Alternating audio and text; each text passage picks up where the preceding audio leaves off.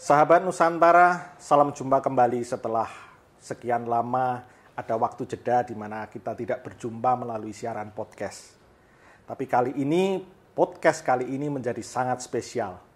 Seperti yang kita tahu bahwa Koperasi Bahana Lintas Nusantara sekarang menjadi trending topik, bahkan di media sosial, dimanapun. Itu menjadi salah satu informasi yang dicari oleh banyak orang. Di depan saya ini sudah ada narasumber yang akan memberikan update terkini dan juga penjelasan yang sejelas-jelasnya tentang apa yang terjadi terhadap Koperasi Bahana Lintas Nusantara. Langsung saja kita sapa beliaunya. Di depan saya ada Pak Nikolas. Pak Niko, halo, sudah Mas cukup Berto. Lama ini Pak, kita ada jeda. Podcast ya. Iya, betul. Gimana Pak kabarnya? Sehat? Ya, selalu sehat, kabar baik, dan saya masih membersamai anggota. Ya. Karena saya masih punya keyakinan bahwa ini hanya jeda untuk menata BLN lebih baik lagi. Betul. Ini bukan akhir dari BLN, tetapi justru ini awal baru untuk BLN lebih bagus lagi ya, dengan teknologi digitalisasi. Kalau bicara digitalisasi itu memungkinkan untuk orang melakukan bertransaksi yang sudah menembus ruang dan waktu. Oke. Ya. Cuman yang menarik tadi di saat saya sapa Pak Niko sehat berkelimpahan. Apa yang tetap membuat Pak Niko optimis di tengah kondisi yang ibaratnya masih belum sepenuhnya pulih? Jadi sebetulnya ibarat sebuah perjalanan, ya, kita punya tujuan. Tujuannya jelas bagaimana kita hidup harus membawa manfaat bagi banyak orang. Seperti yang saya sampaikan di pelajaran-pelajaran dulu bahwa hidup harus kuat, hebat, bermanfaat, dan menjadi saluran berkat. Ini cuma jalannya yang harus dirubah. Tujuannya tetap sama. Oke. Ya. Jadi jangan pernah cancel tujuan, jangan pernah cancel mimpi. Ya. Cuma ini jalannya yang ditata ulang, on the track. Ya. Seperti kalau di jalan tol itu kan ada gerunjal-gerunjal itu. Betul. Ya. Supaya apa? Supaya kita terjaga. Karena kemarin banyak orang terlena dengan kemudahan-kemudahan yang ada itu. Oke, berarti visi awal kita tidak pernah batalkan itu. Nggak pernah batalkan, tetap. Hanya jadi, caranya, metodenya saja ya. Metodenya yang diganti. Oke. Kan itu. Nah, sebenarnya apa sih Pak yang terjadi dengan Koperasi BLN ini? Sehingga kemarin pertengahan Maret itu ada kebijakan dari Pak Niko yang harus mengeluarkan penghentian sementara itu ya. Ya. Kalau bicara faktornya sangat kompleks. Jadi ada faktor internal, ada faktor eksternal. Ya. Kita kan bahas yang internal dulu aja karena eksternal mungkin terlalu luas juga. Internal misalnya nih ya, banyak perusahaan yang kita punya ini ternyata yang kita harapkan dari banyak perusahaan itu bisa menopang ini. Betul. Menjadi sumber keuangan. Tetapi yang terjadi malah justru menjadi beban. Di dalam kondisi BLN sedang waktu baik-baik saja, kita ini mensubsidi untuk operasional bulanan itu sekitar 2,5 sampai 3 miliar per bulan. Per bulannya. Sementara dengan kondisi seperti ini akhirnya kita audit semua. Ketika kita audit ternyata menumpuk. Oke. Yang jumlahnya sangat banyak sekali gitu loh. Nah ini kan artinya apa? Selama ini kita mensupport untuk jalannya usaha, tetapi cash flow-nya nggak jalan. Betul. Nggak ada pemasukan kan itu kan. Nah ini kan otomatis menjadi beban berat bagi lembaga, bagi induknya kan itu. Nah justru dengan kondisi seperti ini kita akan tata ulang semua perusahaan-perusahaan itu.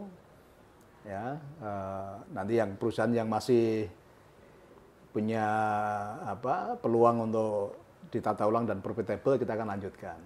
Bagi yang tidak? Bagi yang tidak kita amputasi. Jadi bagi ranting-ranting yang tidak menghasilkan buah ya udah kita amputasi. Dipangkas, betul ya, Pak. Makanya kan ini baru ditata ulang, perlu diaudit. Nah termasuk saya minta kerjasamanya kepada para direksi untuk segera memberikan laporan. Ya, supaya ini keterbukaan, transparansi, karena kita harus ada pertanggungjawaban kepada para anggota kan itu. Ya, apapun itu aset anggota yang harus kita jaga. Dan itu juga harus dimiliki oleh semua anggota kan itu. Oke. Ya. Itu tadi faktor internal ya Pak. Kalau faktor eksternalnya seperti apa? Kalau faktor eksternal juga ini berhubungan dengan bisnis-bisnis konvensional sih sebetulnya. Jadi kalau kemarin itu kita banyak masuk ke bisnis konvensional, justru ya tadi konvensional itu saya pernah sampaikan dulu, konvensional itu banyak mengeluarkan modal, jadi padat modal, padat karya, melibatkan banyak orang juga. Betul. Dari berbagai pihak kan itu, dan juga justru padat risiko. Oke. Ya, maka dengan kejadian ini kita akan kembali back to basic.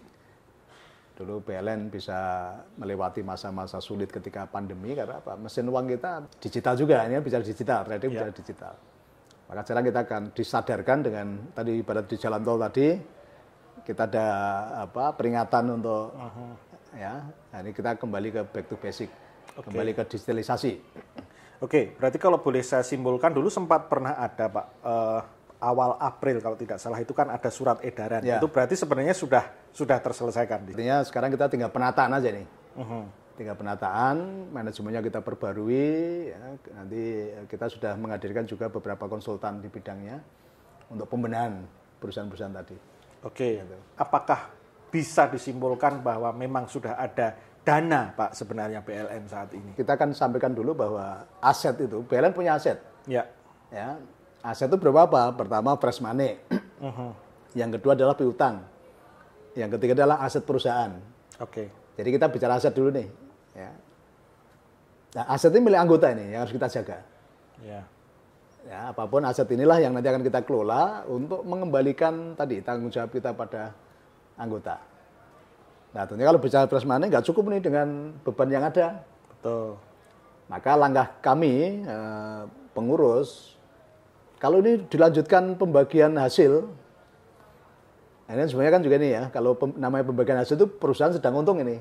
Ya, betul. Kalau perusahaan sedang nggak untung kan berarti nggak ada pembagian hasil. Ya, apanya yang dibagi? Apanya yang dibagi kan? Maka dengan fresh money yang ada itu sekarang kita pakai untuk membangun infrastruktur. Gitu kan? Ya, justru infrastruktur yang sedang kita bangun ini memungkinkan untuk kita nanti bangkit lagi, ya, memungkinkan bahwa aset itu akan berkembang, aset itu akan bertumbuh, dan justru bisa menyelesaikan beban ke anggota itu lebih cepat kan itu. Kemarin sempat bahwa Pak Niko juga meminta beberapa pihak untuk menginventarisir ya. Bahwa seberapa sih anggota itu menabur itu menggunakan dana apa, dan diketahui bahwa 90% ya Pak ya. Ya, bahwa mereka pada pinjam. Dana itu bukan berasal dari mereka sendiri, namun pinjam dari lembaga keuangan atau apa. Bagaimana Pak Niko sebenarnya melihat anggota-anggota yang dalam tanda kutip terjebak dalam situasi tersebut? Ya, gini Mas Brito. Tapi sebenarnya tadi banyak yang tidak bicara kebutuhan lagi sebetulnya. Namun, ini pembelajaran buat kita semuanya. Bahkan saya juga sudah mempertimbangkan resiko ketika kita membangun ini koperasi, kemudian membangun banyak usaha tadi. Saya mempertimbangkan resiko. Tapi saya orang yang selalu optimis bahwa setiap permasalahan itu pasti ada jalan keluarnya. Ya. Kalau ada satu ayat yang mengatakan bahwa masalah itu akan datang bersama dengan solusi kan itu. Betul. Tadi disampaikan kan ayatnya, kesulitan dan kemudahan kesulitan ada kemudahan. Ini semua itu sebenarnya Tuhan sudah sediakan. Cuma seringkali kita ini hanya fokus di masalah. Ya, padahal solusi-solusi yang menyertai itu pasti ada kan itu. Ya. Tapi terkait anggota yang meminjam dana tadi, memang ada oknum-oknum yang memprovokasi itu Pak kadang. Ya, itu kan sudah di luar kendali kita ya, karena selama ini coba kalau dilihat pelajaran-pelajaran yang saya sampaikan, kan saya tidak pernah, bahkan tidak menganjurkan loh, jangan mencari orang, jangan mencari anggota kan itu kan. Tugas Anda apa? Bermanfaat bagi orang lain. Ketika kamu sudah berkelimpahan bersama kita, manfaatmu ini dimaksimalkan gitu loh, untuk menolong orang lain kan itu. Ya. Sempat waktu itu kan ada pengumuman Pak, perubahan dari program Si Pintar ke Si Jangkung ya Pak ya. Ya. Mereka yang menabur program Si Pintar tadi dengan meminjam dana ataukah apa, mereka pasti sudah punya hitung-hitungan. Okay. Nah, setelah berganti program menjadi Si Jangkung, itu kan ada penurunan prosentase sebenarnya penurunan hasil ya. Ya. Nah, ketika kebijakan itu keluar, sebenarnya Pak Niko sudah mempertimbangkan hal itu. Ya sudah, jadi kebijakan saat itu saya ambil ya, saya sebagai ketua dalam kondisi darurat itu bisa mengambil kebijakan. Ya. Tapi kebijakan itu namanya disebut kebijakan sepihak. Karena kalau di koperasi itu keputusan yang punya kekuatan itu keputusan di saat RAT. Rapat anggota tahunan. Tapi dalam kondisi darurat, ketua bisa mengambil kebijakan. Dan tentunya kebijakan saat itu saya tidak membaca data. Oke. Iya kan, karena dalam kondisi darurat kan saya belum bisa membaca data komplit nih. Berapa kewajiban kita, ya, berapa fresh money, berapa aset kan kita belum membaca data itu. Maka untuk persiapan RAT kali ini kita melibatkan pihak ketiga, akuntan publik, supaya datanya kita real. Ya. Nah, setelah saya membaca data tadi, akhirnya kan kita berhitung nih. Dengan beban yang ada, atau dengan aset yang ada. Nah, sekarang kita berhitung. Kalau kita paksakan membayari yang bagi hasil tadi, sementara perusahaan nggak jalan ini.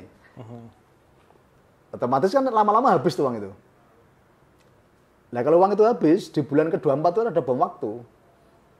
Oh iya. Karena kita harus kembalikan simpanan anggota tadi kan. Semua anggota. Semua anggota, ya. Kan itu. Nah, justru dengan kondisi seperti itu akhirnya apa? Kita bagaimana sekarang aset yang ada ini kita buat produksi dulu. Buat produktif dulu gitu loh. Yang tidak produktif kita likuidkan, kita pakai untuk yang lebih produktif. Ya, gitu. Nah, inilah yang memungkinkan bahwa nanti semua kewajiban ke anggota atau ke masyarakat itu selesai. Oke. Nah, kita akan kembali ke mesin uang yang pertama, yang back to basic tadi. Ya, salah satunya dengan cara apa? Dengan digitalisasi. Karena bicara digitalisasi itu ya memungkinkan kita bisa menghasilkan uang kapanpun. Iya. Ya, contoh di dashboard masing-masing anggota tadi ada marketplace. Marketplace berisi apa? Berisi produk-produk yang kita punya sendiri maupun produk-produk umum. Ya, seperti marketplace yang ada di sana ya. Itu komplit. Nah, bagaimana supaya bisa menghasilkan uang dari situ? Ya, semua anggota aktif ayo sekarang. Anda kan juga mau nggak mau memakai produk yang untuk sehari-hari. Ya, sekarang beli di tempat sendiri karena kita sudah punya marketplace-nya. Beli di tempat sendiri itu maksudnya dari unit-unit sehari juga ya, bisa dibeli produknya. Produk-produk usaha juga. Ini malah kalau itu disarankan wajib karena itu karena ini akan membantu recovery juga. Yang selama ini tidak pernah dijalankan. Yang selama ini tidak pernah dijalankan. Nah, ini tidak terjadi Mas Beto gitu loh. Ini baru mereka berlaku sebagai pasar. Nah, selama ini enggak. Jadi banyak orang terima uangnya dari BLN katanya gitu, tapi makannya di tempat lain.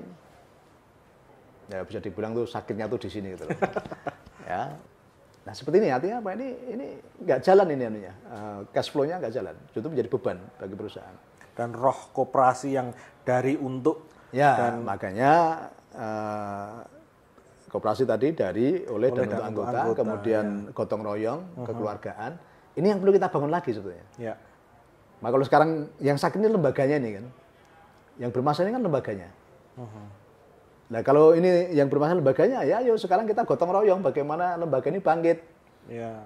Maka kita buat mekanisme yang untuk recovery ini, ya ini memungkinkan dengan digitalisasi tadi, semua anggota boleh ikut berperan serta, gotong royongnya lebih mudah. Nah, tapi selama ini kan mungkin anggota juga belum mendapat sosialisasi atau apa kan itu kan. Atau belum merasa terdesak ya, untuk ikut partisipasi kan. Ya. Nah, justru inilah kondisi seperti ini, ayo ketika kita masa sulit, kita bergandengan tangan. Bukan saling menghujat, bukan saling menyerang, gitu loh. Betul. Jadi kita fokus, ayo bagaimana ini bangkit bareng. Ya kan itu. Nah, cuman beberapa bulan ke belakang itu yang menjadi gejolak itu ada statement bahwa anggota itu sudah menurut, Pak, dari si Pintar ke si Canggung. Lah yang jadi masalah adalah ketika transfer itu tidak sesuai tanggal. Nah, Pak Niko melihatnya seperti apa? Tadi kita lihat tadi kan. Betul. Yang ada kan aset sekarang ini. Sekarang kalau kita bagikan yang fresh money ini nggak akan cukup. Nggak akan selesai. Justru timbul masalah besar ketika di bulan ke-24. Bom waktu ini. Ya. Justru sekarang ini kita akan setelah hasil tadi audit tadi, kita punya data yang konkret. Maka sekarang yang kita bangun infrastruktur dulu ini. Yang memungkinkan tadi aset-aset yang tidak produktif menjadi produktif. Kemudian mesin uang kita tadi akan semakin besar ini mesin uangnya. Betul. Berbasis digital itu berarti apa? Mesin uangnya akan semakin besar, semakin banyak. Karena ternyata yang konvensional tidak mensupport lembaga ini. Gitu loh. Maka dengan digitalisasi memungkinkan tadi proses pengelolaan keuangan jauh lebih cepat. Dengan kebersamaan tadi anggota juga lebih mudah. Sekarang jualan barang tidak perlu ngangkat-ngangkat. Semua dari Iya, HP. semua cukup dari handphone. Ya. Dan tugas anggota cuma nge-share aja atau menawarkan kamu butuh apa, ini saya ada. Kan gitu. Tinggal mereka yang pembeli tinggal ngisi pesanannya, nanti yang ngirim udah dari perusahaan. Ketika dapat uang, anggota pun terima hasilnya kan itu kan. Betul. Karena mereka sebagai apa? Reseller atau apa itu. Itu loh, justru ini memungkinkan anggota ini kelimanya lebih cepat lagi. Jadi ada keran-keran yang dibuka. Ya, keran-kerannya udah banyak nih kan, dan semua digital, tidak perlu lagi menggunakan tenaga fisik kan. Ya. Nah, kalaupun tadi Pak Niko sebut sudah melibatkan kantor akuntan publik, itu pun di luar sana sudah ada juga tudingan, wah ini kantor akuntan publiknya orangnya BLN Ya, ataukah? Nah, itu seperti apa? Kalau bicara negatif itu semua orang punya hak dan menyampaikan pendapatnya. Ya. Kalau menurut saya gini sih, kita berusaha melakukan yang terbaik. Ya, kalau orang mau curiga tuh orang melakukan kebaikan jadi dicurigai. Kalau kita menggunakan apa kata orang, ya kapan kita mau bangkit? Sekarang kita fokus ke dalam, bagaimana kita dengan 40.000 orang tadi bisa bangkit bareng kan itu. Cuman dari hasil audit itu Pak datanya sudah ada di tangan Pak Niko ya. Justru dengan hasil audit itu kita sudah punya dasar untuk melakukan langkah-langkah penyelesaian tadi, recovery tadi. Kemudian itu nanti akan kita sepakati di RAT. Karena keputusan tertinggi di koperasi adalah di RAT, rapat anggota tahunan. Oke. Jadi saya pun tadi kemarin namanya keputusan sepihak karena tadi dalam kondisi darurat. Memang harus ada langkah yang diambil dulu. Ada langkah, kalau enggak malah tambah blunder nanti kan itu kan. Ya. Nah, justru tidak ada kejelasan lah. Tidak ada kejelasan. Betul. Nah, maka dengan RAT nanti, maka saya berharap kepada anggota masyarakat, ya, ayo sukseskan RAT. Kan gitu. Ya. Dan saat ini kita sudah melakukan namanya pra-RAT, Mas Birto, artinya kita persiapan menuju ke sana ya. Sosialisasi ya, dengan berkumpul, berkelompok itu namanya pra-RAT. Ya karena nggak mungkin semua 40.000 orang ini ikut RAT kan. Ya, dari segi lokasi dan akomodasi juga. Makanya kita sudah melakukan pra-RAT. Ya tentunya ada yang setuju, yang enggak, itu wajar. Kami demokratis pun juga, ya demokratis. Sekarang kita nggak memaksakan kehendak. Tapi saya berharap ketika ada yang menolak sistem recovery kami, jangan hanya menolak, tapi berikan usulan gitu loh. Dan kami terbuka dengan usulan itu. Kalau tawaran solusi. Jadi jangan hanya tidak setuju, tapi tanpa ada solusi yang ditawarkan. Dan kami terbuka kok. Kalau ada solusi yang jauh lebih baik, kami akan ikuti. Gitu loh. Tentunya setelah dikaji dulu, Pak. Iya, artinya tadi kan. Ya, karena resiko dari 40.000 makanya tadi, justru kan kita tawarkan juga ke anggota nanti. Ketika ada usulan, kita kaji, dan kita tawarkan lagi. Gitu loh. Maka tetap kita menghargai di koperasi itu asas musyawarah dan mufakat kan itu. Ya. Tapi tadi pro kontra ada, tapi namanya musyawarah dan mufakat ketika belum terjadi kesepakatan, sementara lembaga harus jalan, ya nanti ada namanya voting kan itu. Betul. Ya memang tidak ada solusi yang sempurna ya Pak, Gak tapi ada, ya. kita tetap menjelaskan kita tidak bisa memuaskan semua orang. Ya, semua orang. Tetapi kita akan ambil yang terbaik demi kebaikan banyak orang. Betul. Ya kalau ingin menyenangkan semua orang, jadilah badut atau penjual es krim, itu menyenangkan semua orang. Ya, Pak Niko, saya ingat dulu waktu awal-awal krisis ini terjadi, Pak Niko kan sempat Zoom dengan beberapa, ya dengan banyak anggota juga. Bersabang kan itu. Betul. Pada saat itu memang Pak Niko sempat memberikan apa yang namanya kayak waktu bahwa bulan ini akan selesai, lalu bulan Juli akan selesai. Cuman ternyata ada penundaan, bahkan saya tidak tahu apakah itu meleset atau tidak. Itu sebenarnya bagaimana, Pak? Ya, sebetulnya kalau statement saya yang terakhir itu bahwa 2 bulan lagi atau 3 bulan lagi kita akan running well. Ya, running well itu kadang dimaknai orang, wow ini berarti lancar simpananku pulang gitu kan. Running well itu kita akan menuju kita kan mulai jalan lagi dengan konsepnya belum tentu sama dengan yang kemarin gitu loh. Maka dengan konsep yang sudah kita siapkan ini dengan tim recovery ini, kalau itu semua nanti didukung dan semua bergandengan tangan, pasti running well. Pasti akan jalannya lebih bagus lagi daripada yang kemarin. Gitu loh. Ini yang dimaksud running well tadi. Ya. Ya. Cuman masih ada anggota yang berpegang, maksudnya ngotot bahwa Juli ini sesuai yang Pak Niko sampaikan. Nah itu bagaimana Pak? Enggak, makanya tadi kan yang tak sampaikan kan running well tadi kan. Betul. Maka untuk running well sekarang dibutuhkan kesepakatan bersama-sama tadi, gandeng tangan tadi, dengan mekanisme yang sudah kita paparkan kan itu kan. Itu dalam rangka menuju apa? Running well. Gitu loh. Semua kan baik. Bahkan tadi itu justru untuk melindungi hak-hak anggota. Dengan program-program yang baru ini ya, nanti kita akan bahas tentang tokenisasi ini. Betul. Ya, justru ini apa? Menjamin hak anggota. Gitu loh. Bahwa uangnya pasti kembali. Gitu loh. Coba sekarang kalau ini tak kasih pemahaman dulu ya Mas Berto ya. Setelah diaudit tadi kan antara aset dengan kewajiban ini kan nggak imbang nih. Ya. Maka kami ya, saya bersyukur ditemukan investor.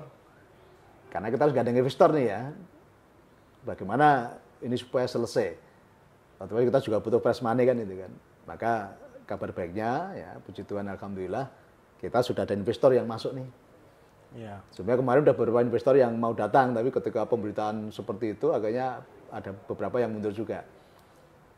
Maksudnya Pak Niko pemberitaan negatif ya, kemarin ya. Itu kan. Tapi tadi kabar baiknya investor ini kebetulan teman saya lama. Ya, dan ketika ketemu saya, oke, kami berteman baik dan selama ini juga saling mensupport, tidak ada yang dirugikan di antara kami kan, kan. Dan beliau juga melihat bukan hanya ke saya, tapi justru 40.000 orang ini. Jadi bagi investor yang dilihat bukan 3 tadi aset, 4. Bagi investor 40.000 orang ini aset. Aset yang belum dikelola dengan baik gitu loh. Aset yang kemarin pasif semua. Maka dia, ini aset yang besar ini. Yang bisa dikelola dengan baik, dimanajemen dengan baik. Atau ini pasar ini. Ya. Nah, bagaimana 40.000 orang ini gotong royong, dia menjadi pasar dan pelaku pasar. Maka investor ya, dengan tim recovery sudah menyiapkan produk-produk tadi marketplace tadi. Ya. Kalau semua bergerak menjadi pelaku pasar tadi, otomatis anggota akan merecovery dirinya sendiri karena dapat hasil dari jualan tadi. Otomatis juga membantu perusahaan untuk recovery secara kelembagaan kan itu. Maka sekarang ada teknologi ya, sistem keuangan digital. Ketika Pak Niko tadi sebut jaminan, itu sebenarnya yang ditanyakan oleh banyak anggota di luar sana bahwa apa yang menjamin jaminan bahwa ketika nanti berubah menjadi token itu pertama tidak turun, Pak, ya harganya tidak turun, dan ada juga ungkapan bahwa wah saya malas karena usia, karena keterbatasan teknologi, itu seperti apa? Ya sebetulnya gini, maka token tadi supaya harganya tidak turun, ya kita pakai untuk sesuatu yang produktif tadi loh. Kalau beli barang kan harga token nggak turun, malah justru Anda untung. Tadi misalnya harga rokok 10.000, ya ketika Anda berdagang tadi, justru Anda dapat keuntungan dari selisih jualan tadi. Maka aset Anda bukannya berkurang, tapi malah bertambah nilainya kan gitu. Ya. Kemudian bicara supply and demand kan, ya artinya kalau banyak anggotanya menunggu nanti kapan ada pembeli, saya jual token. Kalau yang banyak yang jual otomatis kalau di pasar itu kalau banyak yang jual ya harga turun. Maka nanti kita akan dampingi para anggota ya bagaimana tadi cara menghasilkan rupiah tadi. Betul, tetap ada pendampingan. Tetap ada pendampingan ya. Tetap pendampingan. Nah, kemudian token kita tadi ya kita buat 2 tadi ya, artinya justru kami berharap semua anggota itu nanti produktif untuk melakukan kegiatan tadi, transaksi tadi. Kemudian ada banyak yang tadi menyampaikan, wah ini gaptek dan lain-lain. Contoh aja ya, dulu kita ngambil uang itu ketika belum ada Brimo, belum ada ya yang itu yang online, kita antri ke bank loh, atau ke ATM. Coba sekarang kalau malam-malam ada sanak saudara atau keluarga yang butuh uang malam itu, apakah kita harus jawab nunggu besok ya kan gitu? Jadi dengan teknologi ini kita bisa melakukan transaksi kapanpun. Dengan digital ini kita bisa bertransaksi kapanpun. Ini justru mempermudah pekerjaan manusia, bukan mempersulit gitu loh. Nah, maka dipahami ya bagi anggota BLN, ya, digitalisasi itu bukan mempersulit, tapi mempermudah kita semuanya bagaimana kita bisa menghasilkan uang itu 24 jam. Gitu loh. Dan ini nanti malah apakah akan juga memberikan kepastian kepada anggota bahwa justru dari digitalisasi ini baik dari secara pelaporan keuangan itu semuanya transparan, akuntabel ya Pak. Itu semua transparan gitu kan. Jadi semua kan bisa dibaca di dashboardnya masing-masing, ya di akunnya anggota tadi. Betul. Jadi itu bukan menjadi alasan sebetulnya, cuma mau enggak gitu kan. Atau katakanlah kalau yang tua-tua mesti dia punya anak, cucu, ponakan, gitu kan. Ya. Jadi yuk kita belajar lebih maju ke depan. Nah, cuman ada satu yang menggelitik saya juga ini, Pak. Lah kan token tidak bisa buat bayar angsuran, sedangkan angsuran saya harus dibayarkan tiap bulan. Nah, itu gimana? Ya, maka tadi kan kita ajari bagaimana menjadikan rupiah kan ada. Betul, oke. Dan yang paling penting nanti ada tim teknis yang akan mendampingi ya, Pak, proses mendampingi. Ya. Pelatihan pemakaian token. Maka kita berharap tokennya nanti sebagian dijual, ya sebagian dipakai untuk transaksi. Supaya terjadi 4 gulipat tadi kan. Betul. Kalau kita pakai transaksi justru akan menambah nilai aset, bukan mengurangi nilai aset. Oke. Gitu. Oke. Tanggal 27 Mei kemarin Pak Niko sempat dipanggil oleh Kementerian Koperasi. Ya. Nah, kalau boleh diceritakan ya, seperti jadi apa di sana, ketika Pak? di kementerian tetap kita dievaluasi. Kemudian justru disampaikan oleh beliau-beliau bahwa ya harus segera menggelar RAT. Ya. Karena RAT ini adalah forum tertinggi di koperasi kan gitu kan. Nah, untuk menuju RAT kali ini kan kita betul-betul harus menyiapkan ini. Karena kondisi kita ini kan sedang tidak baik-baik saja. Beda dengan tahun-tahun yang lalu, kondisi baik-baik saja. RAT persiapan sebulan 2 bulan selesai. Ya. Nah, dengan kondisi seperti ini kita harus betul-betul matang sekarang ini. Maka datanya harus valid berdasarkan dari hasil KAP tadi. Kemudian solusi ke depan. Jadi ibaratnya gini Mas Birto ya, kalau di koperasi katakanlah nanti saya kan memberikan laporan pertanggungjawaban selama saya memimpin. Ya. Tetapi saya juga harus menyiapkan langkah-langkah ke depan, infrastrukturnya ke depan itu. Jadi siapapun nanti yang memimpin lembaga koperasi BLN ini, mereka tinggal menjalankan infrastruktur yang sudah ada. Ini bentuk pertanggungjawaban. Pak Niko sudah memberikan fondasi, tinggal mereka melanjutkan. Tinggal melanjutkan aja. Tapi minimal saya sudah siapkan infrastruktur. Siapapun nanti yang memimpin BLN ini, pengurusnya ini, sudah enak, tinggal menjalankan tadi program-program dan infrastruktur yang sudah disiapkan tadi. Tapi seberapa signifikan Pak RAT itu di dalam RAT nanti untuk menentukan RAT ini putusan tertinggi, putusan forum tertinggi itu ya. yang nanti akan dijalankan oleh pengurus. Oke. Ya. Tapi karena ini tadi belum sempat kita bahas tadi Pak, karena 40.000 anggota atau apa namanya yang berhak nanti untuk ke RAT. Jadi RAT itu gini ya, semua kalau mau datang boleh. Sewa stadion ya, Pak. Tapi yang punya hak suara, itu adalah anggota. Anggota pendiri dan anggota tetap ini yang punya hak suara. Oke, siapa mereka? Ya, kalau di koperasi yang contoh anggota tetap itu mereka yang ikut membayar iuran pokok dan iuran wajib. Ya, dulu udah kita tawarkan loh itu loh. Siapa yang mau menjadi anggota koperasi ya, dengan mengikuti tadi iuran pokok, iuran wajib. Ternyata jumlahnya sedikit, tidak banyak yang merespon. Oke. Kan itu kan. Nah, justru supaya semua orang punya hak suara yang sama, maka sekarang kita edarkan surat itu, ya, surat dukungan itu. Sekarang Anda boleh berpendapat sekarang itu loh, karena nggak mungkin nanti disampaikan di RAT sekian banyak orang gitu kan. Justru sekarang kita bentuk demokrasi kita, ya udah sekarang ini ada surat edaran. Yang setuju silahkan tanda tangan, yang nggak pun nggak apa-apa kan gitu. Ini bentuk apa? Bentuk dari kita ini bentuk ini musyawarahnya seperti itu. Maka sekarang ya kita buat surat edaran tadi ya mendukung atau tidak. Apa dampaknya bagi yang mendukung dan yang tidak, Pak? Ya tentunya tadi ya itu kan bentuk musyawarah tadi. Ya. Nah ketika tim recovery sudah membuat program tadi dan ternyata nggak ada dukungan atau dukungannya kurang dari 50%, ya udah berarti kan kita akan membuat program baru lagi. Mundur lagi kan? Otomatis kita akan mengumpulkan tadi yang menolak perwakilan. Dari yang menolak tadi, silakan menunjuk perwakilan untuk ketemu kami. Kamu punya usul apa gitu loh. Kalau kamu menolak terus ada alasan. Kalau menolak boleh, tapi juga menolak dan memberikan usulan. Jangan hanya sekedar menolak. Iya. Kan itu kan. Dan kalaupun itu nanti dikaji ternyata belum cukup bisa memulihkan kondisi, itu akan mengolor lagi. Ya voting lagi nanti, musyawarah lagi. Kita akan tawarkan lagi ke anggota kan, ke masyarakat kan, masyarakat pengguna tadi kan. Oke, ini ada usulan dari yang menolak, karena kemarin banyak yang menolak. Oke, usulannya seperti ini, ya kita kan sosialisasi lagi. Kita kan mulai sosialisasi dengan tadi, keputusan yang menolak tadi. Nanti membuat voting lagi. Mulai dari awal lagi. Dari awal lagi kan, gitu kan. Nah ini malah nanti justru akan semakin panjang gitu loh. Seperti berputar-putar tidak ada kejelasan. Maka ya kemudian nanti tadi makanya kita kan coba dulu dengan kita sudah melakukan pra-RAT ini.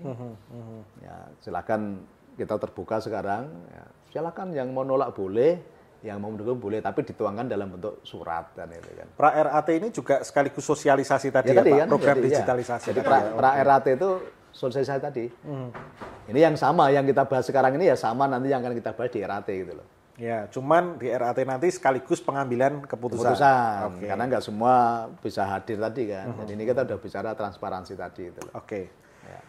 Pak Niko memasuki bulan Juli ini kalau dihitung dari Maret berarti sudah kisaran 5 bulan. Ya. Ada yang sudah kehilangan rumah, ada harta bendanya. Ya. Mungkin ada pesan dari Pak Niko dulu.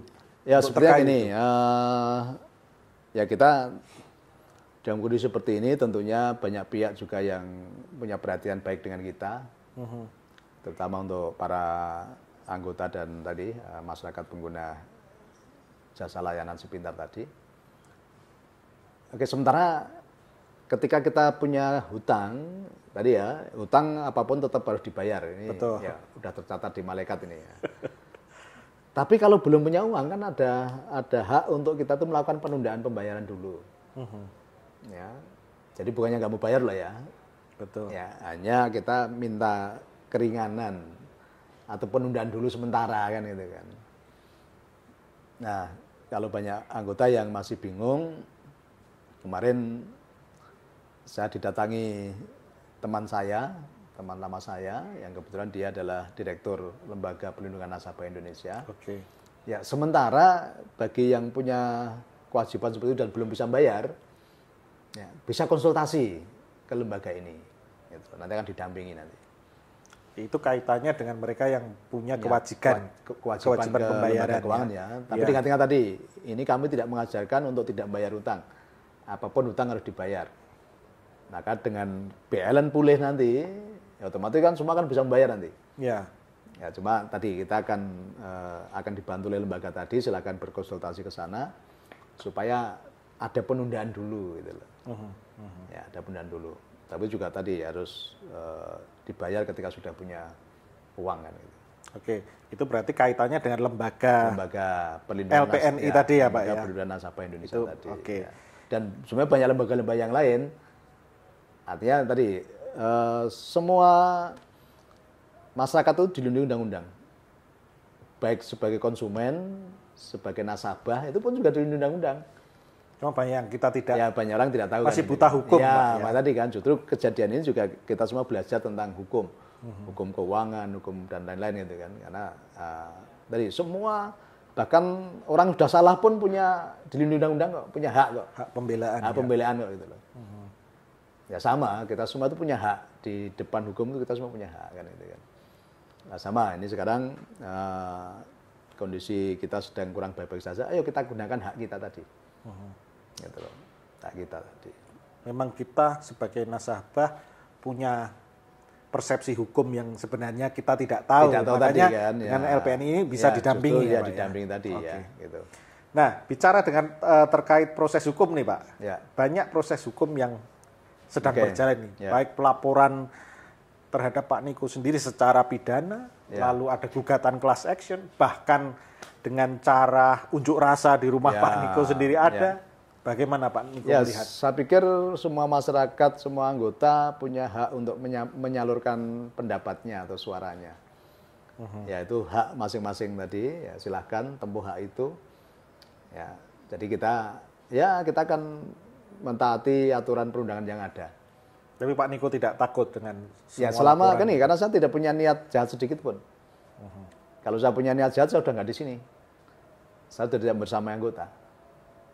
Memang diisukan Pak Niko sudah. Saya sudah keluar negeri, saya sudah nggak ada gitu kan. Nah, justru ini tadi Mas Betul lihat sendiri bagaimana saya ketemu banyak anggota, saya menyapa anggota, bahkan di pendemo pun kemarin saya temui. Iya, kabarnya begitu Pak ya. Iya. Bertemu langsung. Kenapa? Tadi loh, saya ini masih ada. Kabar saya masih di Indonesia, bukan kabur gitu loh. Ya.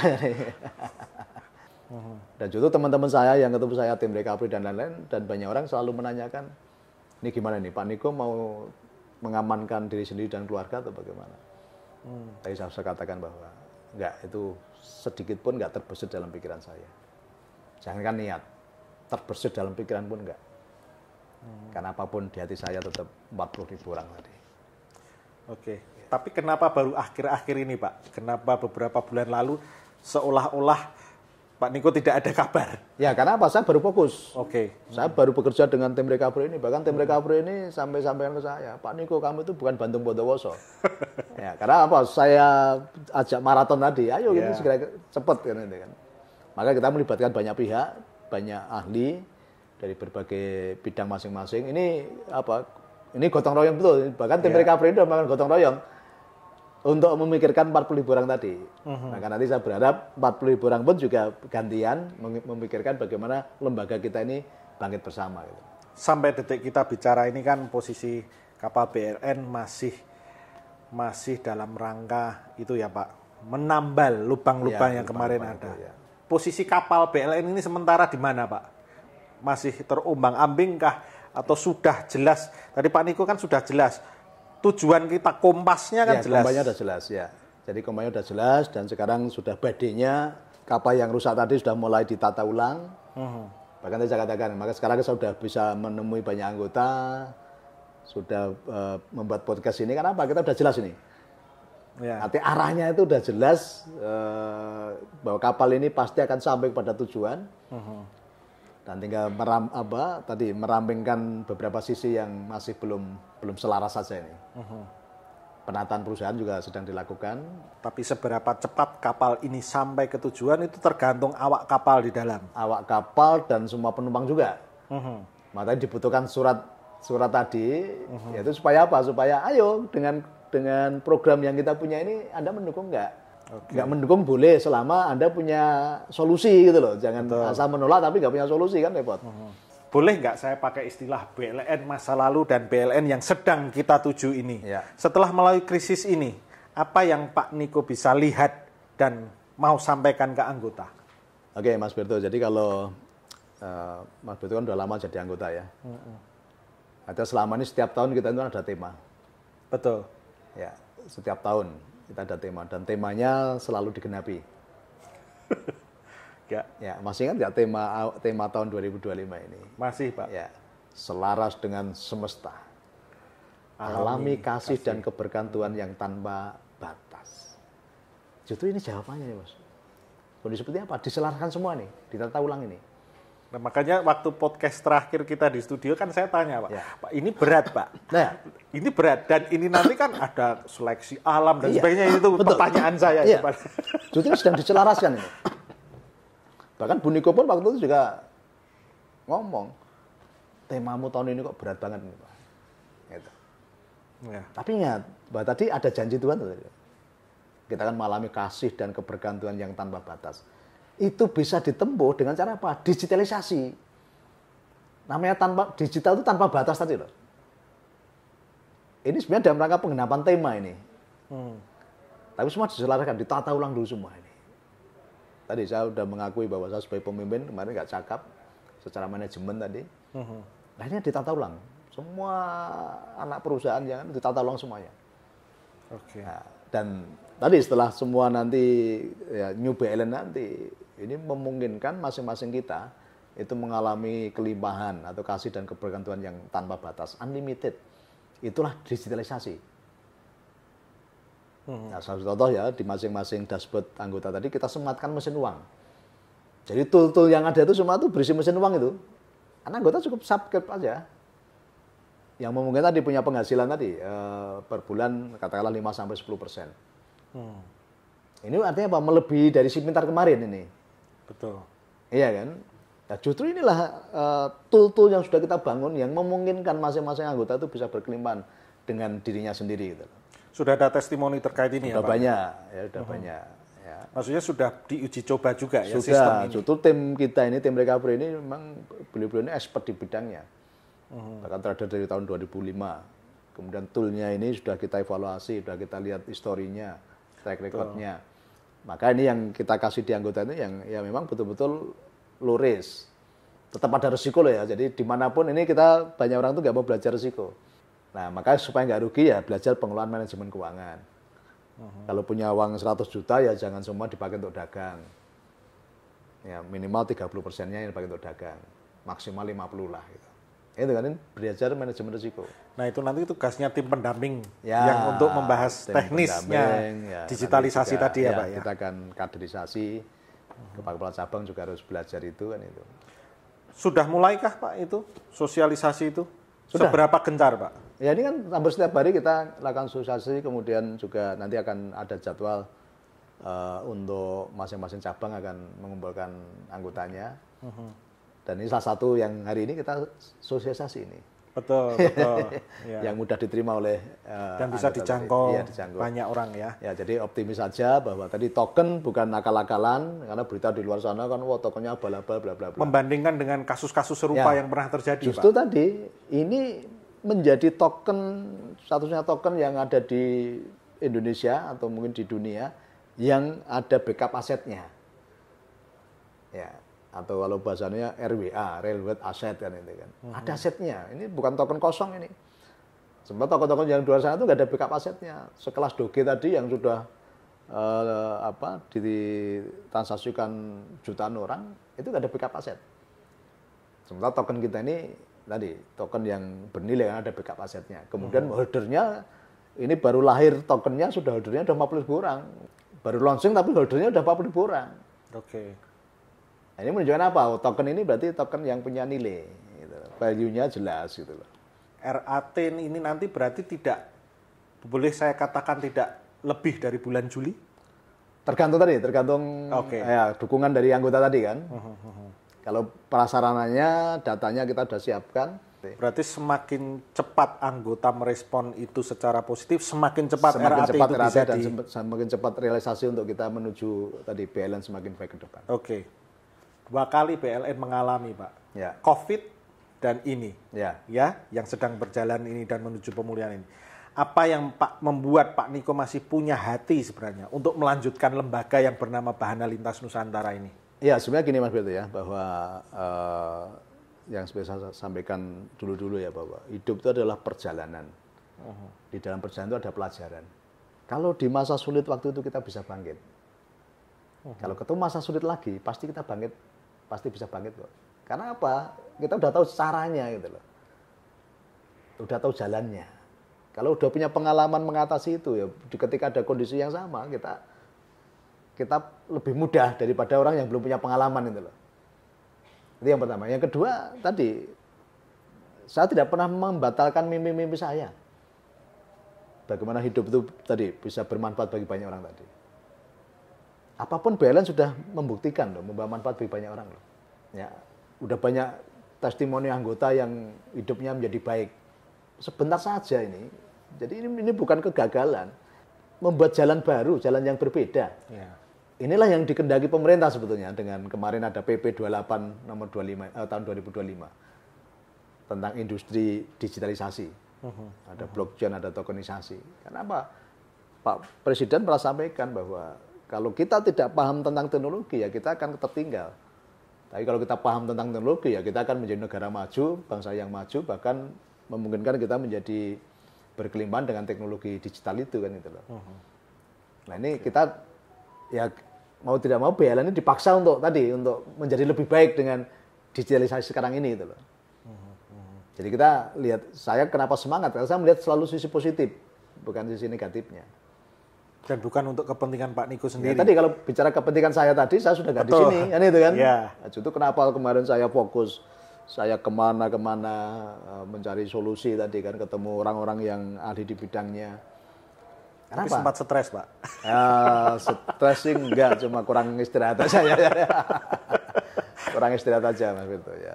Ya, Pak Niko, itu tadi pertanyaan-pertanyaan yang sebenarnya sudah banyak beredar di masyarakat, Ya. makanya kan terutama di kalangan anggota sendiri ya. Ya, jadi Ya kan? bagi anggota masyarakat ya siapapun ya, kami senang sekali menerima kritikan, masukan. Tapi saya berharap kritikan yang membangun, jangan asal kritik, tapi berikan masukan yang baik buat kami kan. Kami siap diskusi, kami siap dialog, kami siap menerima masukan-masukan yang baik buat lembaga kita ini. Dan Pak Niko tidak bisa jalan sendiri, harus bersama. Oh iya, gotong royong. Betul. Justru ini kan kita harus kembali kepada semangat gotong royong ini. Ya. Ya, Pak Hatta itu dulu mendirikan koperasi karena apa? Ini landasannya apa? Gotong royong kekeluargaan. Dari anggota oleh anggota untuk anggota. Kalau ini betul-betul dijalankan, dahsyat kekuatan ekonomi yang luar biasa ini. Bahkan koperasi ini bisa menjadi kekuatan ekonomi yang besar bagi bangsa ini.